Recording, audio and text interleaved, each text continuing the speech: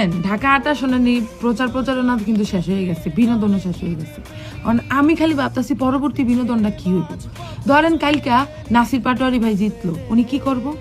উনি band party লইয়া, music box লইয়া, ট্রাকের ভিতরে উইটা মিষ্টির ফুটলা লইয়া যাইব মির্জা আব্বাসের বাসায়, যাইয়া নাইচা গাইয়া হেবাটারে গলার টিপ দিয়া হোক আর আগ করাইয়া হোক মিষ্টি খাওয়াই আইব।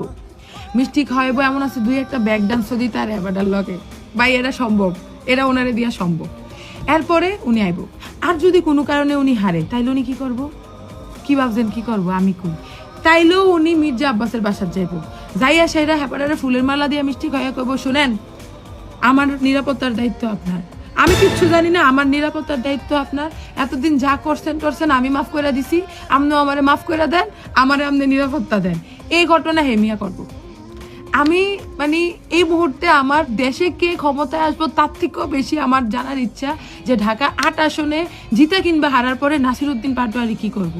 আরেকটা কথা বলি, এই নাসিরউদ্দিন পাটোয়ারি ভাই যে বিনোদন আমরা নির্বাচনের প্রচারণায় দিছি, আজ 2 দিন কিন্তু কোনো বিনোদন নাই। এই বিনোদনটা যদি আমরা কন্টিনিউ রাখতে চাই তাইলে দরকার কি জানেন? ওনার সংসদে যাওয়ার। কারণ সংসদ যে বোরিং সংসদ আমরা দেখছি, জ্যানজিত জীবনে সংসদ দেখিও নাই। খালি নাসির পাটোয়ারি ভাই যদি খালি সংসদে ঢুকতো, আরে সংসদ হয়ে যাবো ভাই বিনোদন, মানে মাসে একবার হইলো আমরা সংশোধন সংবিধান নিয়ে, আরে মানে হয়ে যাবো বিনোদন, সংসদ হয়ে যাবো বিনোদন। তো আমার কাছে মনে হয় একটু বিনোদন দরকার আছে, ভোট টাইমে আরে দেওয়া দরকার আছে, মানে মজা হইব একটা।